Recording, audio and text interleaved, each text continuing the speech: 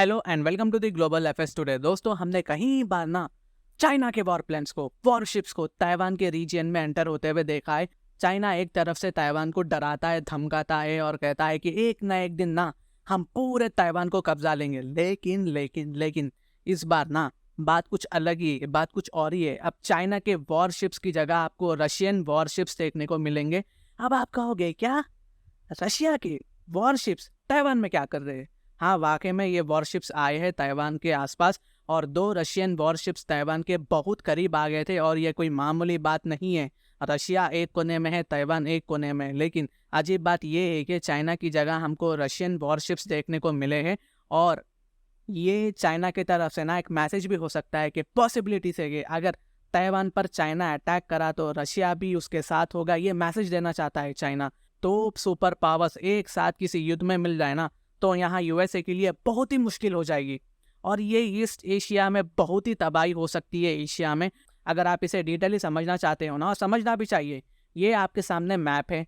अगर आप एक तरफ से देखोगे ना, एक रीजियन में आपको रशिया और चाइना दिख जाएगा जो बहुत ही पावरफुल पार्टनर्स है और ये एक दूसरे को नो लिमिटेड पार्टनर्स कहकर पुकारते हैं, यानी कि इनकी जो लिमिट है इन्फिनिटी है। जो लिमिट है, लिमिट की वो हद ही नहीं है। वो रिलेशन हो सकता है चाइना और रशिया का, ये बतलाना चाहते हैं। और इसमें नॉर्थ कोरिया भी शामिल हो सकता है जो हर आए दिन न्यूक्लियर बैलिस्टिक्स मिसाइल टेस्ट करता रहता है और इसे साउथ कोरिया और जापान को डराता रहता है इन मिसाइल से। और जापान साउथ कोरिया की चाइना के साथ नहीं जमती, इनके साथ चाइना की रिलेशंस खराब है। प्लस पॉइंट ये है कि जापान और साउथ कोरिया की रिलेशंस चाइना के साथ साथ नॉर्थ कोरिया और रशिया के साथ भी खराब है। बस यहाँ चाइना रशिया के जरिए में भी मैसेज देना चाहता है कि अगर ताइवान को कब्जाने के टाइम पर रशिया भी उनका साथ देगा, प्रोबेबिलिटी से, यहाँ प्रोबेबिलिटी की बात कर रहा हूँ ये, क्योंकि पुतिन कहीं ना कहीं समझते होंगे कि मॉस्को के तख्ता पलट में, उनका तख्ता पलट कराने में कहीं ना कहीं वेस्ट का इन्फ्लुएंस होगा वैगनर ग्रुप के साथ। तो जब चाइना ताइवान पर कब्जा करने आएगा तो रशिया, चाइना, नॉर्थ कोरिया मिलकर एक ग्रुप बनाकर अपने एनिमीज का मुकाबला करेंगे, सामना करेंगे। और दूसरे तरफ जापान और साउथ कोरिया, इनके पास के रिलेशंस कुछ अच्छे नहीं है, खराब है अपनी एशियन हिस्ट्री को लेकर। लेकिन जापान और साउथ कोरिया ने मिलकर टेबल पर बैठकर नेगोशिएट कराए कि ये अपने पास्ट को भुलाकर एक अच्छे फ्यूचर के लिए अपना रिलेशंस अच्छा करेंगे, क्योंकि जापान और साउथ कोरिया को पता है कि इनके रीजियन में दुश्मन बहुत बढ़ गए हैं इनके, और ये एक ना एक दिन अपने मिसाइल्स, वॉरप्लेन्स, वॉरशिप के साथ इन पर अटैक कर सकते हैं। इसलिए जापान और साउथ कोरिया ये दोनों अमेरिकन सिक्योरिटी अम्ब्रेला में है, यानी कि the United states of America इन्हें सिक्योरिटी प्रोवाइड करता है और द यूनाइटेड स्टेट्स ये भी चाहता है कि ये दोनों देश, जापान और साउथ कोरिया, मिलकर काम करें और एक दूसरे के साथ अच्छे रिलेशनशिप मेंटेन करें for the better future. And ये दोनों देश यूएसए की बात भी मानते हैं। जापान और साउथ कोरिया ये दोनों देश अमेरिका के साथ मिलकर ओशन में मिलिट्री ड्रिल करते हैं नॉर्थ कोरिया के खिलाफ, और दूसरी तरफ नॉर्थ कोरिया भी इसके रेस्पॉन्स में कहीं सारे अपने जो मिसाइल से छोड़ता रहता है और बहुत ही ह्यूज और पावरफुल मिसाइल्स होते हैं। नॉर्थ कोरिया ने बहुत ही मिसाइल्स में तरक्की की है और आप भी लोग कहीं ना कहीं सुनते होंगे कि हाँ, नॉर्थ कोरिया ने ये टेस्ट किया, वो टेस्ट किया, वाह वाह वगैरह वगैरह।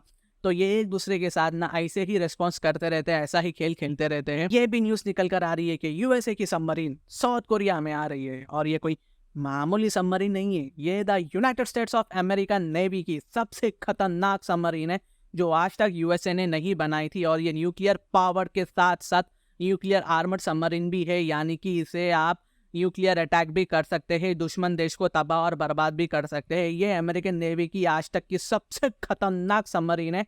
रशिया और चाइना भी कहीं ना इस सबमरीन से डरते हैं और ये सबमरीन साउथ कोरिया की तरफ इसलिए भी डिप्लॉय किया गया है कि अगर कल को चाइना ताइवान पर अटैक करे तो कहीं ना कहीं ये सबमरीन चाइना के मिलिट्री को भारी नुकसान पहुंचा सकती है। ऐसा दिखता है कि यार इसके जवाब में रशिया ने जापान के पास मिलिट्री ड्रिल करा है, ये मैसेज देने के लिए कि आपके सामने चाइना अकेला नहीं है, हम भी रशिया चाइना के साथ है। और आप ध्यान से देखोगे ना, दुनिया वर्ल्ड वार 3 की तरफ जा रही है। आप कहो या ना कहो, ये बहुत ही डेंजरस है। यहाँ पर ये लोग को एक टेबल पर बैठकर हायर लेवल पर नेगोशिएट करना चाहिए, ना कि मिलिट्री रेस्पॉन्स करना चाहिए। मिलिट्री रेस्पॉन्स से सिर्फ आपका नुकसान ही होगा और कुछ नहीं होगा। अगर आप इस वीडियो को ध्यान से सुनकर कंक्लूजन निकालोगे ना, आपको North Korea versus South Korea and Japan मिल जाएगा, चाइना वर्सेस ताइवान देखने को मिलेगा, रशिया वर्सेस अमेरिकन एलाई देखने को मिलेगा, अमेरिका वर्सेस रशिया देखने को मिलेगा।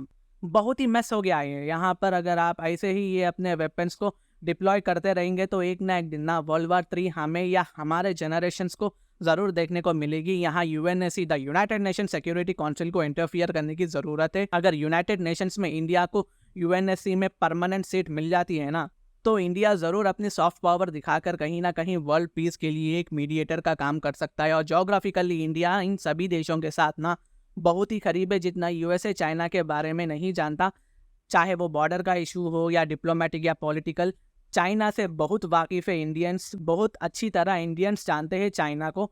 तो इंडिया यूएसए के लिए भी ना एक इम्पॉर्टेंट पार्टनर का रोल प्ले कर सकता है। तो फ्यूचर में देखना होगा कि क्या होगा। इंटरनेशनल रिलेशंस के लिए मेरे चैनल को आप सब्सक्राइब कर देना। थैंक यू सो मच, कर देना यार, इतना तो कर सकते हो ना, तो कर देना। And God bless you all.